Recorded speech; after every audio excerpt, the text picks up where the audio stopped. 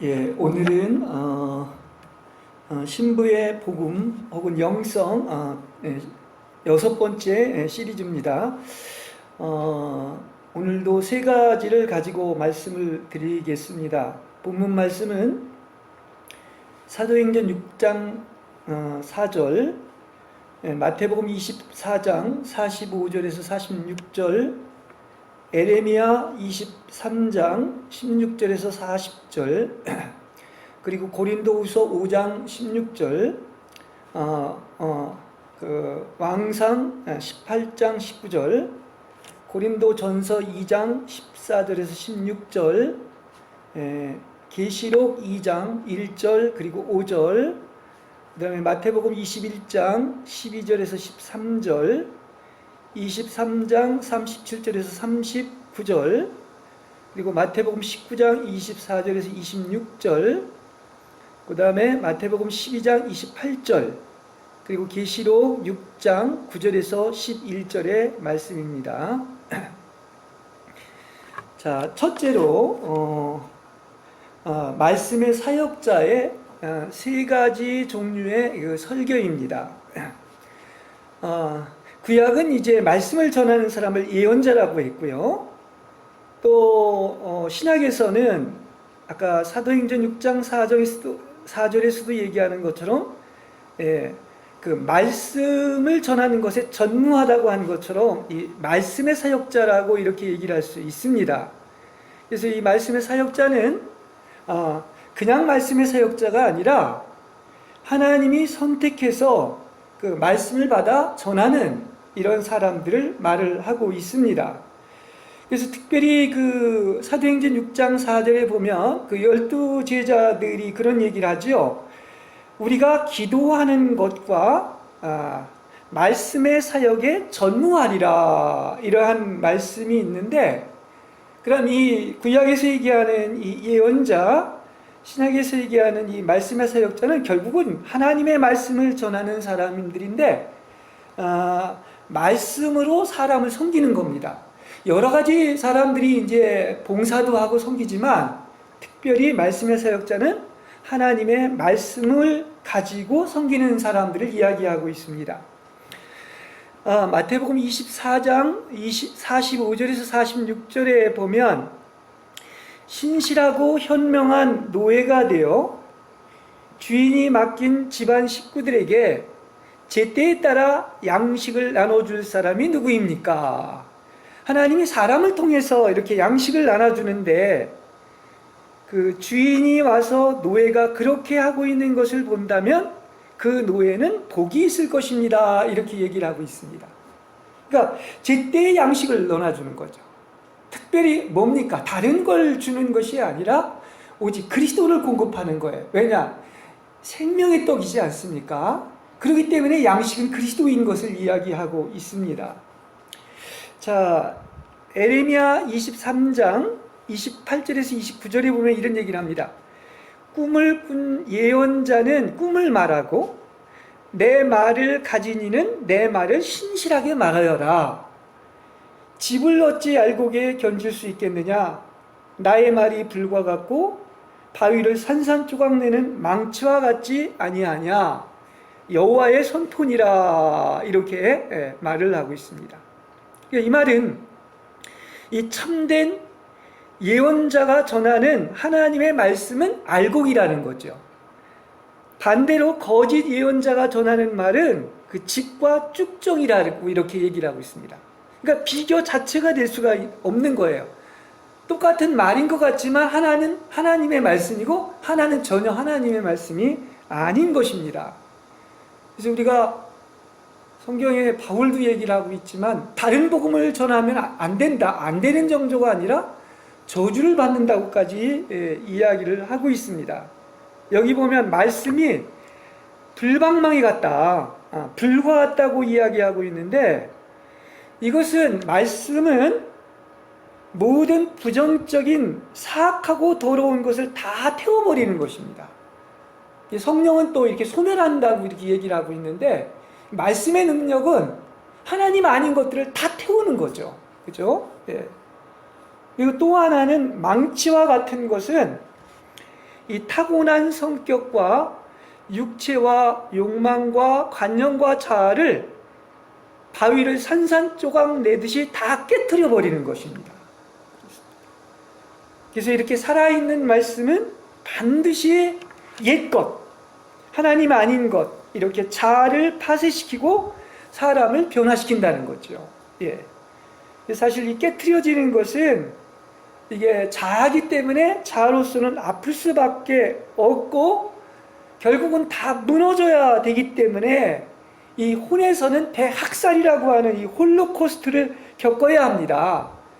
근데 이게 왜 이렇게 축복이냐고 하면은 그러한 자아의 파쇄와 성령의 통치를 겪은 사람은 결국은 보석으로 완성되어서 가장 아름다울 수밖에 없는 거죠. 그러니까 하나님이 원하시는 것을 이렇게 보석을 완성시키는 것을 알 수가 있습니다.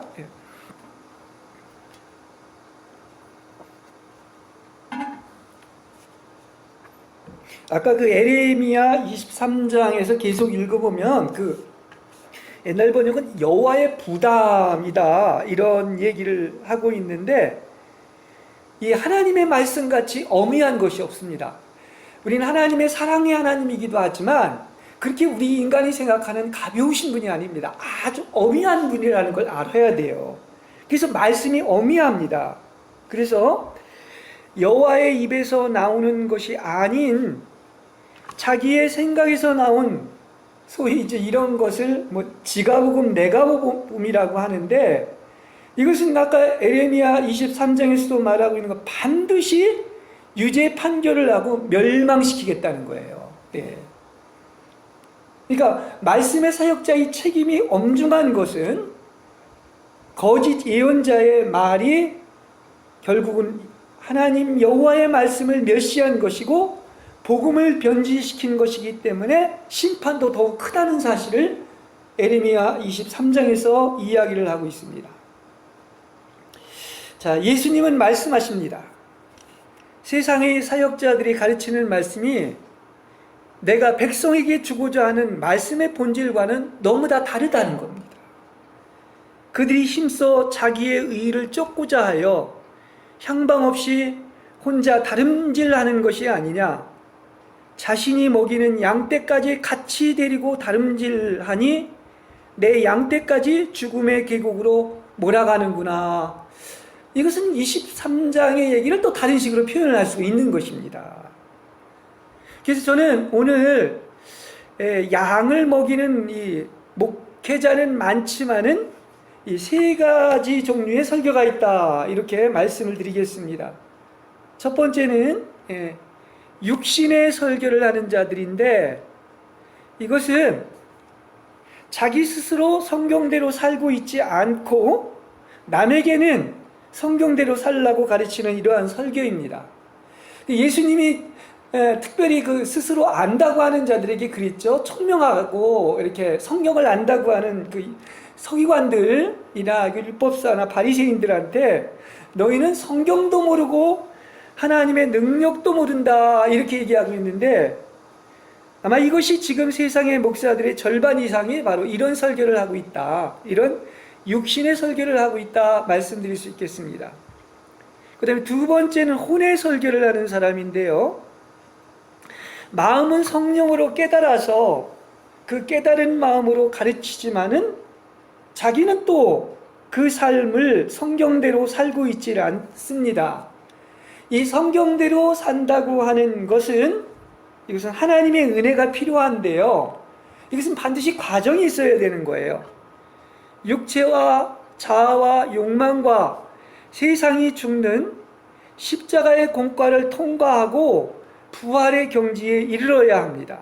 자기가 그것을 체험해야 되는 거죠. 그런 다름이 있어야 되는 겁니다. 그러니까 다름이 많이 있는 만큼 자기가 체험을 했기 때문에 그런 설교를 하는 거예요.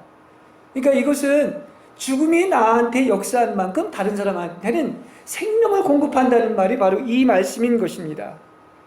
그러니까 행함이 없는 믿음이 죽은 믿음이라고 했는데 이 정도의 목사라도 간혹 있다 이렇게 이야기를 할 수가 있습니다. 그 다음에 세 번째는 영의 설교를 하는 사람입니다. 이 말씀의 사역자, 이것은 하나님이 뽑아서 선택해서 하는 하나님의 사역이라고 그러죠. 사실 이 사역자도 그냥 내가 스스로 원해서 된 사역자가 있고 하나님이 선택해서 된 사역자가 있습니다. 이렇게 나누어지는데, 말씀의 사역자가 되는 길은 하나님이 선택하셔서 불을 통과하게 하시고 죽음이 역사하며 자아의 파쇄와 성령의 통제인 고통의 시련을 겪어서 하나님의 말씀으로 조성된 사람입니다. 그래서 진정으로 말씀의 사역자는 누구냐? 얼만큼 다룰 많이 받았는가? 처리를 받았는가? 이 고난을 통과했는가? 죽음이 역사했는가? 그만큼 말씀을 공급할 수 있는 겁니다. 그래서 성령의 계시로 자기 존재의 중심에서 하나님을 알고 사랑하는 깨달음으로 성경대로 사는 사람이어야 돼요. 그래야 그 말씀의 사역이 바로 되는 것입니다. 그게 이제 뭐죠? 세 번째, 영의 설교를 하는 사람인데, 이렇게 영의 설교를 하는 말씀의 종은 반드시 영을 소생시키고 살리는 능력의 힘이 나가는 설교로서, 그 에스겔서에 보면 마른 뼈가 이렇게 살아나서 막 움직여서 군대를 이루는 거와 마찬가지인 것이죠. 그런 역사가 일어나는 것이에요. 그게 바로 뭐다? 영의 설교다, 이렇게 이야기를 할 수가 있습니다. 그래서 사실 이런 설교는 하나님이 선택한 영의 세계를 아는, 영을 분별하고 영을 판정할 줄 아는, 판단할 수 있는 그 말씀의 사역자라야만이 이런 설교가 가능한 것입니다. 그래서 제가 자주 이런 얘기를 했죠. 갈멜산의 그 엘리야가 보면은 그 450명의 그 바알 선지자, 이 바알 선지자는 이 만모니즘, 이 물신을 섬기는 선지자죠. 그리고 아세라를 섬기는 400명이니까 이게 도합 800명입니다. 지금 이 엘리야가 이렇게 850명과 대결을 벌였는데, 이렇게 850명 중 영의 설교를 하는 말씀의 사역자는 엘리야 한 명밖에 없었다는 것이죠. 그래서 그런 얘기를 한 겁니다. 그리고 이 바알에게 무릎을 꿇지 않은 7,000명이 있었다고 하는데, 그것은 결국 세상에서 보이는 돈이나 물질에 무릎을 꿇지 않은 자들이지요. 그래서 이들은 또한 나아가서 우리가 지금 계속 설교하는 바로 신부의 영성을 가진 자들이다, 이야기를 할 수가 있겠습니다. 그래서 우리는 이렇게 지혜와 계시의 영을 받아 성경이 열리고 영을 아는 사람이기 때문에, 고린도전서 2장 14절에서 16절에 보면은 그러한 영적인 사람, 영을 아는 사람은 영의 일을 판단할 수가 있다는 겁니다. 다시 말하면 영의 일을 검사하고 조사할 분별력이 있어서 문제의 진실에 대하여 분명하게 판단할 수가 있는 거예요. 영적으로 옳고 그름을 판단할 수가 있는 것입니다. 왜 그런지 아십니까? 그의 생각이 하나님의 생각을, 그리스도의 생각을 가지고 있는 거예요. 그리스도의 생각이 그의 생각이고 그의 생각이 그리스도의 생각이기 때문인 것입니다. 그래서 모든 것을 판단할 수가 있는 거예요. 그러니까 영을 아는 것, 영을 사용하는 것, 그리스도의 생각인 그분께서 아시는 것을 우리도 아는 것, 이렇게 영의 설교를 하는 말씀의 종은 그것을 분별하고 판단하는 겁니다. 그래서 그러한 말씀의 종은 그것이 옛창조에 속한 육체나 혼에서 나온 것인지 아니면 새창조에 속한 영에서 나온 것인지 즉시 안다는 겁니다. 이게 바로 뭐죠? 영의 판정이에요. 영을 판단하는 겁니다. 그것이 어떤 영인지. 우리가 왜 그러지 않습니까? 그 복음을 전에다 받아들이지 않으니까 그 제자들이 뭐랍니까? 불을 내려서 이 사람들을 멸망하게 해달라고 얘기를 하니까 너희가 도대체 무슨 영으로 그런 얘기를 하는지 모르겠다는 것이 바로 그런 얘기인 것을 알 수가 있습니다. 그러니까 이렇게 영의 설교를 하는 이 말씀의 종은 어떻다는 것입니까? 그걸 즉시 알 수 있다는 거예요. 예, 영을 판정할 수 있다는 겁니다. 이것은 어떤 자랑하기 위한 것이 아니라 바로 뭐다? 바로 그리스도의 생각을 가지고 있기 때문에 영을 분별하고 판정할 수 있기 때문에 이렇게 얘기를 할 수가 있는 것입니다. 자, 지금 홍수처럼 쏟아지는 많은 설교들이 있는데 그 판정을 딱 해보면은 하나님의 경륜의 초점인 그리스도만으로에서 벗어나 있는 거예요. 예. 언저리 것이나 많은 얘기를 하지만 아주 소수의 사람만이 이 영의 설교를 한다는 그런 사실인 것입니다. 그리고 실제로도 전해보면 이 전하는 사람도 문제지만 듣는 사람도 문제인 거예요. 아마 제가 생각할 때는 그 전하는 사람의 책임이 70%라고 하면 또 듣는 사람이 전혀 책임이 없는 게 아닙니다. 30% 정도는 책임을 가지고 있는 거예요. 그렇죠?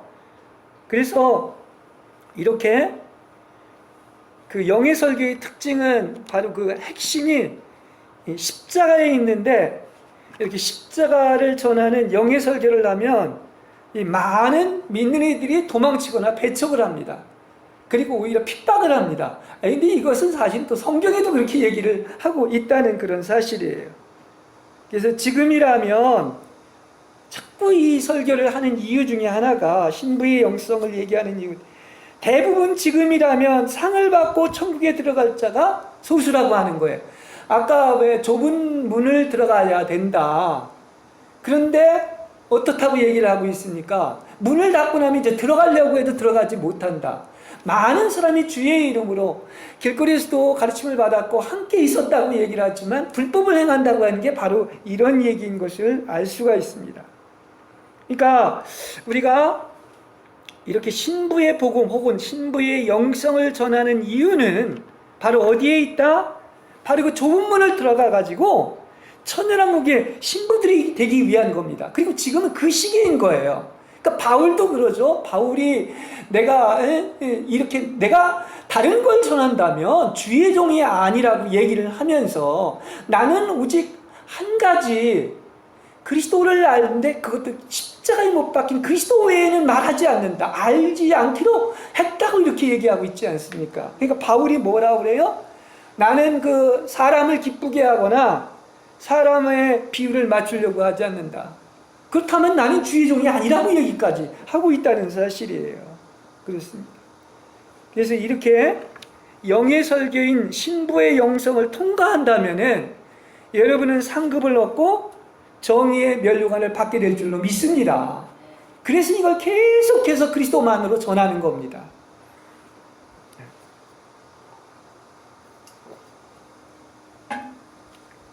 그 다음에 두 번째, 예수님이 계신 교회가 있고 예수님이 없는 교회가 있습니다.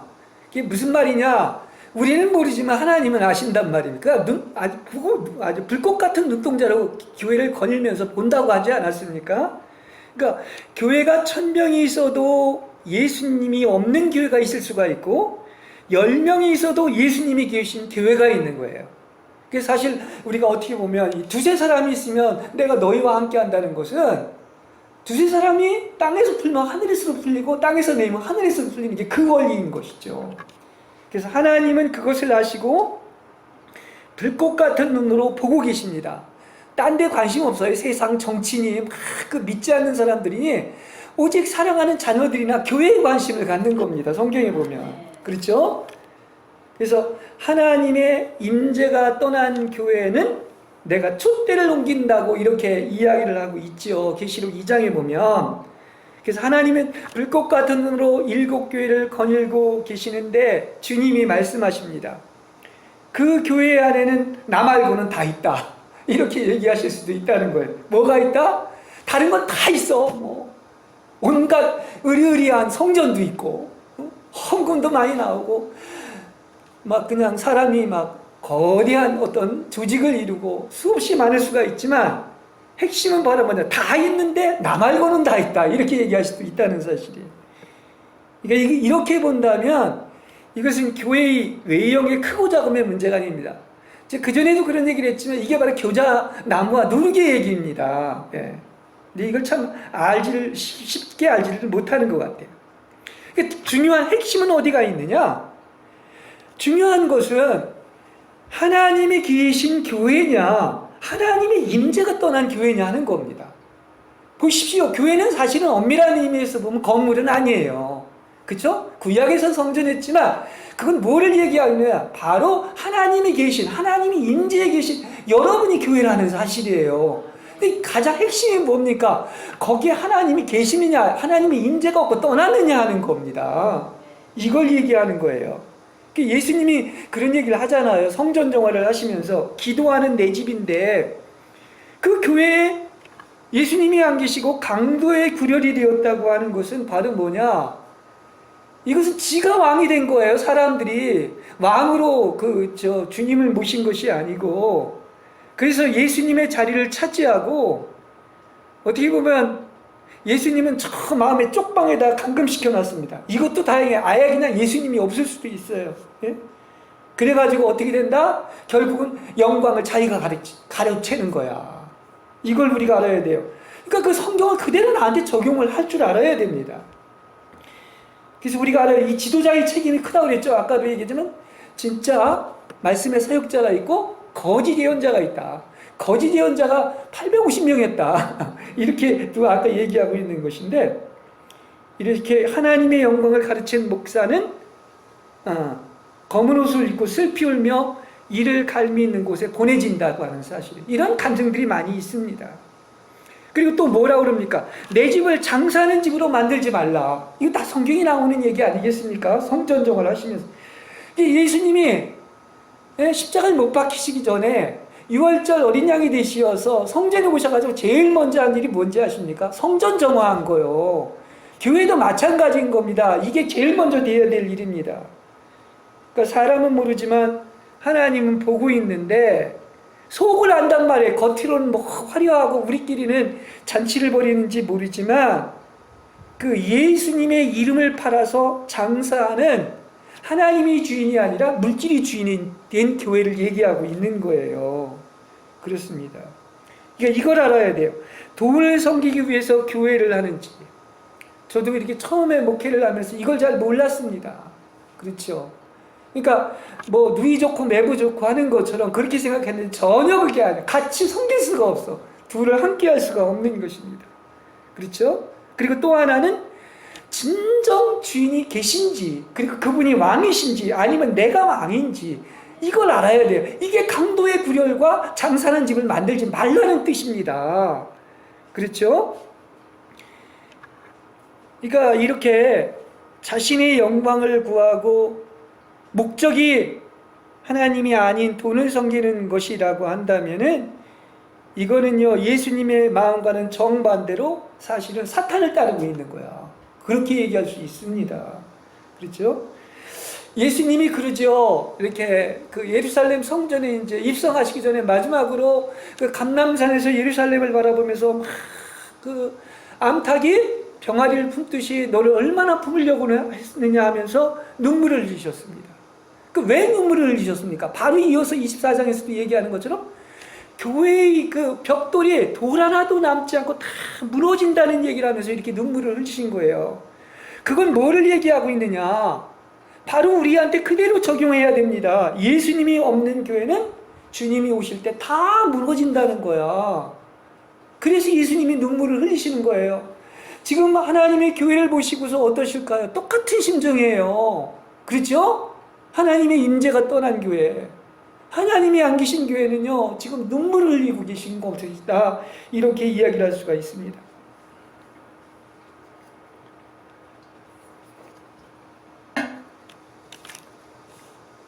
믿지 않는 사람의 가장 큰 죄는 자신을 지으신 창조주 하나님을 믿지 않고 짐승의 길을 선택한 것입니다. 뭐 이렇지만 또 더 중요한 것은, 그럼 믿는 자의 가장 큰 죄를 여러분 뭐라고 생각을 하십니까? 그것은요, 물론 믿지 않는 게 가장 큰 죄지만 우리 믿잖아요. 그러면 그 중에서 가장 큰 죄가 뭐냐? 저는 이제 이걸 그 설교를 준비하면서 그런 그 묵상을 해봤습니다. 가장 큰 죄는 여러분 분명히 아시기 바랍니다. 하나님의 사랑을 의심하는 거야. 하나님의 사랑을 그대로 믿지 못하는 것입니다. 성경은 무슨 얘기냐? 아무리 우리가 부족하고 형편없을지라도 내가 너를 이처럼 사랑한다. 내가 너를 기뻐한다. 완성된 미래를 보고 있는 거예요. 여러분들이 신부들입니다. 근데 그 사랑을 의심하는 것, 그 사랑을 믿지 못하는 것이 가장 큰 죄임을 오늘 분명히 아시기를 바랍니다. 네, 그렇습니다. 그토록 엄청난 사랑인데 그 사랑을 안 믿는다면 그거는 정말 다른 것보다 가장 큰 죄라는 사실을 오늘 또 마음에 새기시길 바랍니다. 다시 말한다고 하면 그건 왜 하나님의 사랑을 의심하는 게 큰 죄냐고 하면 십자가에서 피를 흘리시고 죽으신 그 값진 사랑을 헛되게 만들기 때문이에요. 더 이상 뭘 보여요? 피까지 흘리시면서 피값으로 사셨는데 더 이상 어떻게 사랑을 표현할 수 있습니까? 그런데도 안 사랑한다고요? 아니란 말입니다. 그 사랑을 믿지 못한다는 것이 큰 죄라는 사실을 아셔야 되는 것입니다.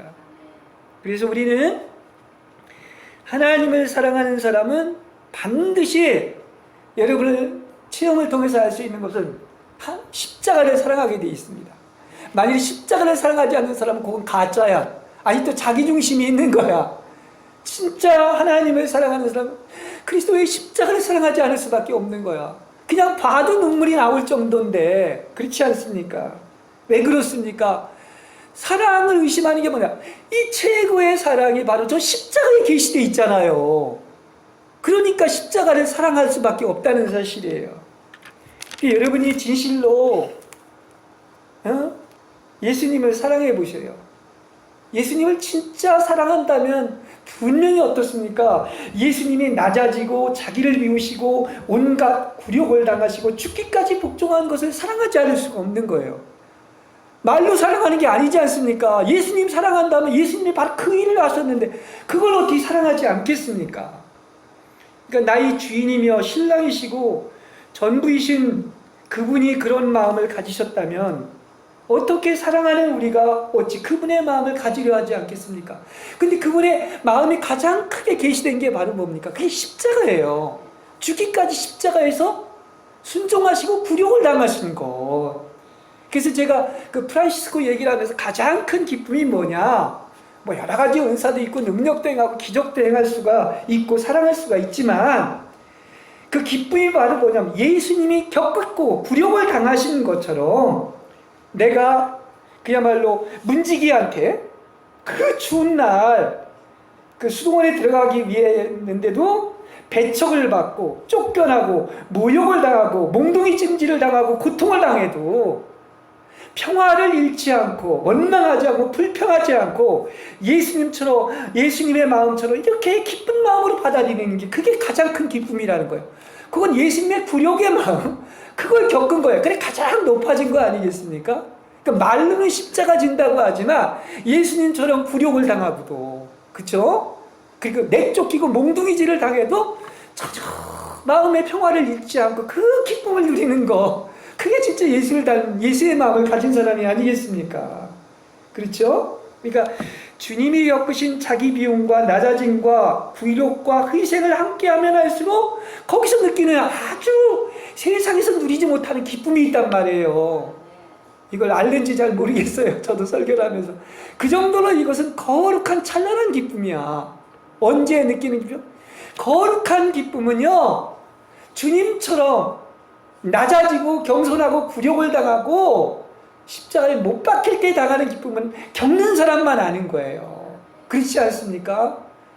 그 십자가에서 느끼는 그 희생할 때의 그 기쁨이라고 하는 것은 겪은 사람만 아는 겁니다. 그래서 그렇게 기꺼이 주님을 위해서 그렇게 순교까지도 할 수 있다는 얘기인 것입니다. 예.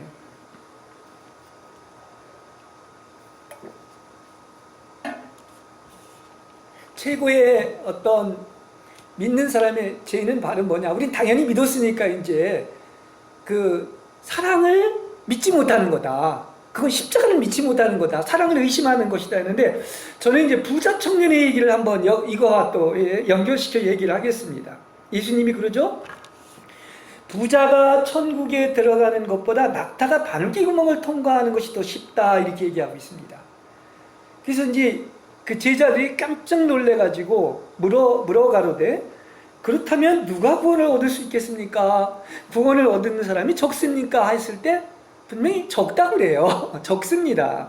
왜냐? 불가능해요. 낙타가 어떻게 바늘길을 통과합니까? 그죠? 그 정도라고도 얘기할 수가 있습니다. 그렇지만 가능한 것은 딱 하나가 있는데 사람으로서는 불가능하지만 하나님으로서는 가능하다 이렇게 얘기하고 있습니다. 근데 그 앞에서 하나를 분명히 알아야 됩니다. 이게 이제 우리한테도 아주 깊어지는 비결 중에 하나인데 부자 청년한테 그럽니다. 그대에게 한 가지 부족한 것이 있습니다. 가서 그대가 가진 것을 다 팔아 가난한 사람들에게 주십시오 얘기합니다. 이게 단지 돈의 문제만이 아닌 거예요. 부자 청년이 부족한 딱 한 가지가 있다면 그는 그것이 있었던 거예요.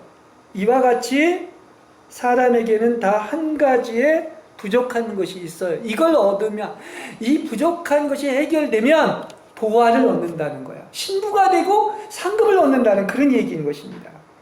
그러니까 우리 사람에게는 다 한 가지가 있어요. 한 가지. 하나님의 기준에서 봤을 때 그게 돈이 될 수도 있고 또 명예나 높아짐이나 정욕이나 탐욕이나 한 가지 부족한 것들이 있어요. 그리고 하나님은 이걸 남겨두었어요. 왜 그런지 아십니까? 그게 처리가 돼야 돼요. 그렇지 않습니까? 그게 하나님과 올인하는 연합되는 것입니다. 그것 때문에 연합이 안 되기 때문에 그런 거예요. 자, 여러분 왜 진실로 하나님을 올인해서 사랑하지 못하는지 아십니까? 이 한 가지를 사랑하기 때문에 그런 거예요. 그렇죠? 우리가 이렇게 얘기를 합니다. 내가 모든 것을 다 드리겠습니다. 그러나 이 한 가지만은 내 마음대로 하게 해주세요. 이렇게 하나님과 타협을 계속 하는 거죠. 그렇지 않습니까? 그럼 거기서 끝! 그냥 중간에 여행을 하다 거기서 끝인 거야. 끝까지 가려면 그걸 해결해야 되는 거예요. 그러니까 사랑은 절대로 두 가지를 사랑할 수 없는 거죠. 벌써 두 가지를 사랑하면 간음 아닙니까? 그렇지 않습니까? 그래서 주님이 얘기한 것처럼 너는 절대로 주님과 돈을 함께 사랑할 수 없다. 이렇게 얘기하고 있지 않습니까? 그럼 그걸 해결해야죠. 그래서 마지막 그 남은 한 가지를 드릴 때 하나님을 사랑할 수 있고 하나님이 전부가 되는 것입니다. 그런데 예수님보다 더 사랑하는 것이 있다면 그분과 연합하여 하나 될 수가 없고 완주해서 연합될 수도 없을 뿐만 아니라 천년왕국의 보화를 얻을 수가 없는 것을 얘기하고 있는 것이죠. 이게 참 굉장히 깊은 얘기이죠. 그러니까 보혈로 증명하신 그 사랑을 의심한다고 하는 것은 바로 뭐 때문이냐? 오늘 내가 부자 청년과 연결해서 이렇게 푸는 것은 그 하나를 버리지 못하고 사랑하기 때문인 것입니다. 자, 모든 것이 은혜 아니면 안 된다. 이건 다른 말로 하면 하나님의 또 사랑 아니면 안 된다는 거야. 그렇죠? 다시 말하면 사람은 할 수 없지만 하나님은 할 수 있다. 그럼 뭐만 갖고 가능하다는 것입니까? 이것은 하나님이 사랑이시잖아요. 그럼 또 다른 말로 하면 은혜 아니면 안 된다고 하는 것처럼 이건 하나님의 사랑 아니면 안 된다는 말이에요. 똑같은 얘기예요. 하나님의 사랑이 그리스도의 은혜로 나타났기 때문에 그렇지 않습니까? 분명히 알아야 됩니다. 그분의 사랑이 아니었다면 모든 것이 불가능한 거예요. 다 그분의 사랑 때문에 지금까지 온 것이고 가능했던 것을 아시기를 바랍니다. 그렇죠? 보십시오. 우리가 요만큼 사랑해서 된 게 아닙니다. 그분이 그냥 조건 없이 먼저 사랑한 거야. 그리고 얘기하신 것처럼 또 끝까지 사랑했다고 그러지 않습니까? 그것도 언제부터? 창세전부터 그랬다고 그랬어요. 이처럼 그리고 사랑하셨기 때문에 그 증거로서 독생자로 오시고 죽기까지 사랑한 거예요. 그 사랑을 아시기 바랍니다. 그렇죠? 보십시오. 어느 하나 하나님의 사랑의 손길이 아닌 게 없습니다. 이걸 볼 줄 알아야 돼요. 그걸 벌써 의심하기 때문에 넘어지는 겁니다. 여러분을 선택한 것도 그분의 사랑이고 이미 모태에서 태어나기 전부터 여러분을 사랑하셨고 예수 믿고 거듭나고 첫사랑과 여러분이 성화되고 온전해지는 것이 절대로 여러분이 잘나서가 아니에요. 바로 뭐 때문이다? 한마디로 얘기하면 그분의 조건 없는 사랑으로 된 것이지 그분의 사랑 아닌 것이 없는 것을 믿으시기 바랍니다. 할렐루야. 그렇지 않습니까? 그게 사랑을 만지고 체험하는 거예요. 이론이 아니지 않습니까? 사실 우리가 지금 존재하는 자체가 하나님의 사랑 때문이에요. 여러분 만들지 않았으면 어디 감히 이런 얘기를 할 수가 있고 그렇지 않습니까? 만든 분한테 뭐라고 할 수 없죠. 안 만들었으면 어떻게 했을 거야? 예? 하물며 미물로 만들어져도 그렇게 하나님을 찬양하고 있는데, 그것도 하나님이 형상과 모양으로 만들었다면 이처럼 사랑하고 있다는 것을 우리가 안다면 날마다 춤을 추고 찬양할 수밖에 없는 것이지요. 예? 그렇습니다. 근데 내가 지금 살고 있는 자체가 사랑이라는 것, 그래서 감사하고 기뻐하는 사람이 얼마나 되겠습니까? 그래서 뭐다? 사람으로서는 불가능하고 하나님으로서 가능하다는, 또 다른 말로 하면 그분의 사랑이 아니고선 모든 것이 불가능하다는 얘기인 것이지요. 여러분, 이와 같이 그분의 사랑을 믿으십니까? 믿으십니까? 그렇습니다. 그리고 그래서 주님은 또 그러죠. 이렇게 사랑했으니까 너도 딴 거 하지 마. 하나야. 그냥 온 마음과 뜻과 정성과 온 힘을 다해서, 그러니까 영과 혼을 다해서, 너희 몸을 다해서 나 하나 사랑해. 너희 전인격으로 나를 사랑하란 말이야. 이거밖에 없어요, 명령이. 마지막 명령이. 그렇죠? 그래서 이 사랑에 올인하지 않는 게 문제예요. 그게 다 부분적인 겁니다. 그렇죠? 예. 그게 바로 또한 하나님의 사랑을 기뻐하지 않고 믿지 않고 의심하는 죄다, 이렇게까지 얘기할 수 있습니다. 우리는 우리 수준에서 그 사랑의 분량만큼 그분의 사랑을 믿고 사랑하는 거죠. 근데 어디까지 가라고 그랬어요? 주님이 그러지 않습니까? 그 사랑의 넓이와 깊이와 높이가 길이가 어디까지 가라? 우주에까지 지경이 확대되는 것입니다. 그 여러분 주옥 같은 에베소서 3장 16절 19절에 그 얘기를 하고 있지 않습니까? 그 사랑을 알아라. 그 시간이 없어서 십자가를 가지고 이게 이제 하나는 이렇게 되는 것은 옆에 것은 넓이죠. 또 아래 위는 높이죠. 예, 깊이죠. 그리고 여러 가지가 있지 않습니까? 그걸 다 이제 나눠서 설명하기 그렇지만 그 사랑이 그렇게까지 확대된다고 하는 거예요. 여러분, 그 사랑이 어느 정도의 분량입니까? 결론은 뭡니까? 모든 것은 다 사랑으로 완성이 되고 완전해지는 거예요. 그래서 마지막은 뭡니까? 사랑이라고 그랬어요. 그리고 그러면 사랑이 오면 모든 부분적인 것들은 다 지나갔다고 그랬어요. 사랑이 오면 완전해진다고 얘기했습니다. 여러분이 얼마나 그분의 사랑을 의심하지 않고 이렇게 완전히 믿고 그분을 사랑하느냐가 궁극적인 목적입니다. 최고의 힘이 어디서 나오느냐? 사랑의 힘에서 나오는 거야. 그걸 알 수 있습니다. 내가 미성숙하고 내가 죄를 짓고 배반을 했을지라도 베드로처럼 주님은 어떻게 했습니까? 오셔가지고 내가 너를 사랑한다. 요한한테도 사랑하는 제자라고 얘기하잖아요. 그러니까 완성된 모습을 보는 거야. 그러니까 여러분, 이렇게 그 베드로나 제자들을 신부의 관계로서 이렇게 본 것입니다. 그게 신랑과 신부의 관계이기 때문에 성공적인 존재가 된 거예요. 하나님 아버지께서는 여러분을 그렇게 사랑하십니다. 여호와께서 여러분을 기뻐하십니다. 그렇죠? 이게 바로 신부의 정체성인데, 이걸 알았기 때문에 사도 바울도 이 사랑에서 끊을 자가 없다, 넉넉히 이긴다, 이렇게 얘기한 겁니다. 그게 사랑이에요. 예, 그것을 알 수 있습니다. 그래서 주님은 오늘도 우리 안에서 말씀하십니다. 나는 신부를 결코 버리지 않는다. 내가 너와 함께하며 너의 속에 있다. 너는 나다. 너는 나다. 너와 나는 하나이니라. 이게 신부의 영성이지 않습니까? 예.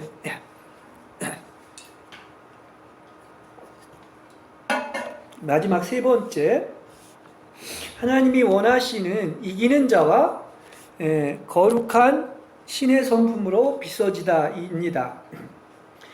자, 이 이기는 자라는 것이 이제 계시록이나 여러 군데에서도 나오는데, 이 이기는 자의 특성은 바로 신부의 특성입니다. 그래서 우리는 신부의 절개를 끝까지 지키고, 이 신부의 특성, 이기는 자의 특성은 바로 뭐냐? 이 어두운 세력과 싸워서 기도로 물리쳐야 되는 거예요. 이런 영적 전사들, 이기는 자가 있어야 됩니다. 그래야 주님이 오신단 말이에요. 그래서 우리가 나라를 위해서도 기도하고 이 어두운 세력을 물러달라고 기도하는 이유가 여기에 있지 않습니까? 그걸 알 수가 있습니다. 그 성경이 그러죠. 하나님의 영에 의해서 귀신을 쫓아낸다면 하나님의 왕국은 이미 여러분에게 와 있는 것입니다. 그러니까 이 이기는 자들이 의해 가지고 마귀와 귀신을 쫓아내면 하나님의 나라가 임하는 거예요. 그 순서가. 그래서 사람의 아들이 올 때 영적인 원수를 처리하기 위한 이 전쟁을 수행할 전사들이 필요한데 그게 이기는 자고 그게 신부들입니다. 그래서 보면 밤낮 부르짖고 끈질기게 기도하여 선택하신 사람들의 마귀에 대한 원한을 풀어주는 거예요. 그래서 이게 중보기도가 필요합니다. 마귀가 제일 무서워하는 건지 무엇이 아시면 최고의 무기는 물론 말씀이라는 검도 있어요. 설교라는 검도 있는데 그거보다 더 무서워하는 마귀들이 하는 것이 바로 뭐냐? 이기는 자들, 신부들에 의한 중보기도야. 그럼 한 길로 왔다가 36길로 주랑랑치는 거예요. 그래서 땅에서 풀면 하늘에서 풀리고 땅에서 매면 하늘에서도 매이는 겁니다. 이게 영적 기도의 원리인 것을 알 수가 있어요. 그래서 밤새워 가며 계속해서 끊임없이 이렇게 중보기도하는 전사들이 있어요. 무슨 기도를 조금 하고 말아요. 말도 안 되는 얘기지. 그렇죠? 쉬지 말고 기도하라고 했는데 왜 그렇습니까? 이렇게 그래야지만이 왕국이 온다, 천년왕국이 온다. 이 순서가 이렇지 않습니까? 그러니까 이 주변에는 정말 오랫동안 악한 영에 사로잡힌 영혼들이 너무나 많이 있습니다. 그 영으로 다 보이지 않습니까? 그 거기에 보면 그러죠. 우리가 우리에게 죄 지은 자들을 용서하여 준 것 같이 우리의 죄를 용서하여 주십시오 하는 기도를 이게 날마다 이제 주기도문을 하고 있는데, 이거는 용서를 하고 용서를 못하는 문제인 것은 겉으로 드러난 표면적인 문제입니다. 그거보다 더 중요한 것은 용서하지 못하고 분노의 감정에 있는 것은 뭐가 더 중요하냐면 그 마음속에 불순종의 문제가 있다는 사실이에요. 무슨 얘기인지 아시겠죠? 용서하지 않는 것이 불순종하는 거예요. 무슨 얘기인지 이해하실 겁니다. 그러니까 다른 사람을 용서해야 하는 마음은 선택이 아니라 뭡니까? 그것은 하나님의 명령에 순종하는 거야. 더 중요한 거예요. 속에서. 그러니까 용서하지 않는 마음 그 자체가 하나님의 명령에 불순종하는 것을 아는 사람이 몇 명이나 됩니까? 그러니까 겉의 문제만 보지 마시기 바랍니다. 그러면 많은 이 귀신 들린 사람들이 다 뭡니까? 실제는 그 안에서 불순종하는 영이 있다는 얘기야. 그렇죠? 그러니까 그 안에서 괴롭히는 불순종의 영을 예수님의 이름과 피로 쫓아내야 하는데, 귀신들은 정체를 드러내려고 하지 않습니다. 왜냐하면 귀신을 누가 불렀는가, 악령을 누가 불렀는가, 다 자기들이 부른 거야. 여기 용서하라고 그랬습니다. 근데 용서하지 못하고 증오에 가득 찬 실수로 말미암아 마음속에 상처가 남을 때 이렇게 귀신이 들어오는 것이고, 거기에 둥지를 틀고 십수년 아니면 수십 년 그렇게 아주 처참하게 파괴하는 거예요. 그 영혼을. 이걸 알아야 된다는 사실인 것입니다. 그러니까 원수와 깊은 원한에 있을 수밖에 없는 거예요. 그래서 이걸 해줘야 돼요. 이게 마지막 중보기도를 통해 가지고 이 마지막 시대에 그렇게 이 택한 하나님의 자녀가 오랫동안 시달림을 당하지 않았습니까? 그죠? 뭐 혈루병 앓는 여자라든지 또 18년 동안이나 이런 그런 어떤 귀신에 들렸던 이런 사람들. 근데 이 귀신에 나갔을 때 얼마나 그 자유와 해방을 느낄 것이고, 또 하나님도 그 마귀한테 지배당했던 사람이 하나님의 왕국이 그 안에 와 있기 때문에 얼마나 기뻐하시겠습니까? 마귀가 쫓겨나가는 것이. 그래서 이렇게 악한 영을 내쫓는 것은 하나님께서 주신 완전한 전투 장비로 무장한 그 이기는 자들이 마지막으로 해야 될 일입니다.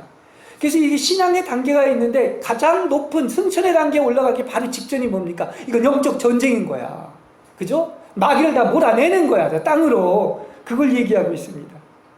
그래서 아까도 그랬죠? 하나님의 점심각주가 있는데 공격하는 무기가 두 개다. 하나는 그 영의 검인 말씀인 것이고, 다시 한번 강조하지만 최고의 공격 무기는 기도하는 거야. 그것도 언제? 기도와 간구로, 무시로, 항상 쉬지 않고 언제나 영 안에서 기도하는 거예요. 이렇게 중요한 거야. 그래서 이 영적인 역량의 총량은 그 어떤 것입니까? 영 안에서 기도하는 영의 그 역량의 총량이다 얘기를 할 수가 있습니다. 성경이 그러잖아요. 마귀나 귀신을 어떻게 쫓겨내? 기도와 금식에는 나가지 않는다. 말씀도 그렇지만 기도와 금식에는 안 된다. 기도가 그렇게 중요한 것이다. 그래서 누가복음 18장이 이제 마귀를 쫓아내는 이 기도의 장인장인데, 거기에 보면 한 과부가, 이 과부는 이 여인이니까 우리 교인 원한에 맺힌 그 어떤 교회를 얘기하고 있는 것인데, 마귀와 원수를 맺힌 과부가 그러죠. 나의 원수에 대한 원한을 풀어주십시오 하는 끈질긴 기도, 낭망하지 말고 이 끈질긴 기도. 그러니까 기도를 누가 가장 잘하는 사람이냐? 이루어질 때까지 기도하는 사람이 가장 잘하는 사람이. 그렇죠? 그래서 이런 하나님의 영에 의해서 마귀와 귀신을 쫓아내고 나서 천연왕국이 오는 거지 그냥 오는 게 아니에요. 그러니까 이런 이기는 전사들이 필요한 거야. 근데 말세에 이러한 끈질긴 기도를 내서 마귀를 쫓아내는 이러한 믿음을 보겠느냐, 이런 사람이 적다고 얘기하지 않습니까? 우리는 한 손에는 검을 들고 있는 사람들이고 겉옷은 신부의 세마포를 입고 있고 속옷은 하나님이 전신갑주로 무장하고 이 원수의 영과 싸워 이기는 자의 숫자가 채워지고 나서서 휴거도 있고 재림도 있는 거예요. 이 순서가 이런 것을 하시기 바랍니다. 영적 전쟁이 이기고 나서 주님도 오시고 재림도 있고 휴거도 있다는 사실을 아시길 바랍니다. 예. 그래서 여러분은 하나님은 지금 그 내 신부들이 돌아올 숫자가 차는 그날을 기다리고 있습니다.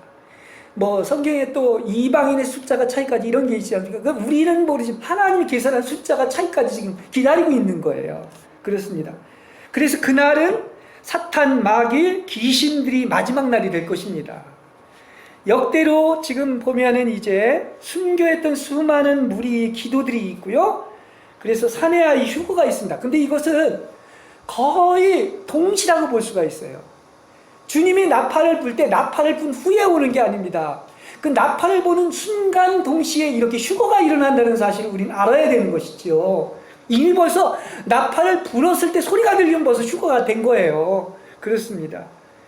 그리고 또 그 휴거를 보면 이 땅에 이제 죽은 자들의 순교자들의 휴거가 있고요. 이 땅에 첫 열매로 14만 4천 명의 휴거가 있습니다.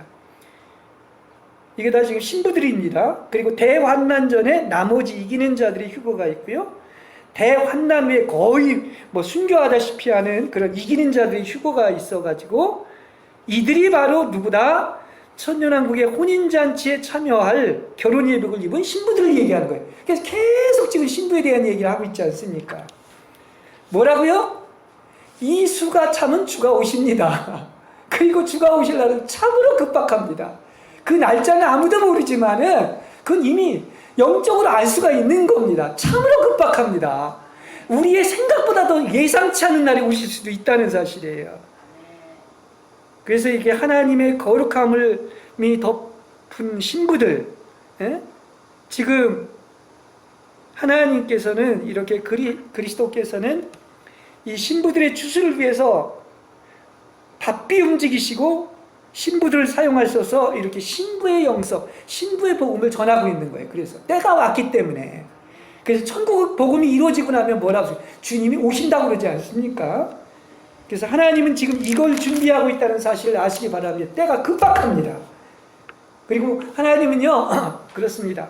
각자 다 하나님이 부르신 대로 각자의 노정을 우리는 달려가면 됩니다. 각자가 우리는 개인적으로 하나님으로부터 위임을 받은 게 달라요. 물론 봉사하거나 뭐 전도하거나 이거는 다 일반적이지만 이런 그 사역을 하는 것은 다 위임이 똑같지가 않은 거예요. 그러니까 왜 주님이 이제 오셔가지고 네가 나 사랑하느냐 베드로한테도 물은 것처럼 다 각자의 사랑이 달리지 않습니까? 둘 다 그런 약점에도 불구하고 그렇게 정말 주님을 배반했음에도 그렇게 사랑하는 신부들에게 와서 사랑한다고 하는 이 사랑을 믿으시기 바랍니다. 그리고 뭐라고 그럽니까? 그래서 이제 베드로가 궁금해가지고 그 사랑하는 요한을 보고 이 사람은 어떻게 되겠습니까? 그거 묻지 마세요. 각자 다 신부들에게 맡겨진 이미 역할이 있습니다. 그 일만 감당하고 부르신 대로 각자의 노장을 달려가는 여러분 되시길 바랍니다. 예, 그렇습니다. 왜냐하면 신부는 많지만 똑같은 신부가 하나도 없어요. 단 한 명도 같은 신부는 없습니다. 이긴 자는 많지만 그 이긴 것은 모두 다르기 때문인 것을 아시기 바랍니다. 자, 지금은 이렇게 이긴 자의 복음인 신부의 복음이 전해지는 때입니다. 때를 알아야 돼요. 아니 천기는 분별할 줄 알면서 어떻게 이 세상에 이 폐역하고 악하고 그런 시대는 왜 분별하지 못합니까? 이 어리석은 자들이 그러지 날씨가 저 뭡니까 하늘에 어떤 달무리 가지고 구름이 끼면은 비가 온다는 것은 알면서도 왜 천기는 알면서 이렇게 시대의 때는 분별하지 못하느냐 얘기를 하고 있는데, 이제부터 신부들이 많은 것을 보게 되고 듣게 되고 하루하루 금사슬의 은을 받듯이 하나님의 사람의 성품 위에 하나님의 성품을 수놓아서, 그래서 정말 그 옷을 입은 신부의 복을 입은 하나님이 원하는 내 신부의 성품으로 빚어 만드실 것입니다. 지금이 어떤 시대다? 바로 그런 시대라는 거예요. 그래서 지금 모든 환경이 퍼즐 조각처럼 다 알지 못하고 그렇게 조각처럼 되어 있지만, 이제 점점 더, 그리고 하나님의 때가 오면 또 하나님께서 하나님의 성품으로 수놓으시면 이제 모든 것을 또 알고 보게 될 것입니다. 이러한 천국의 비밀을 아는 여러분이 되시길 바랍니다.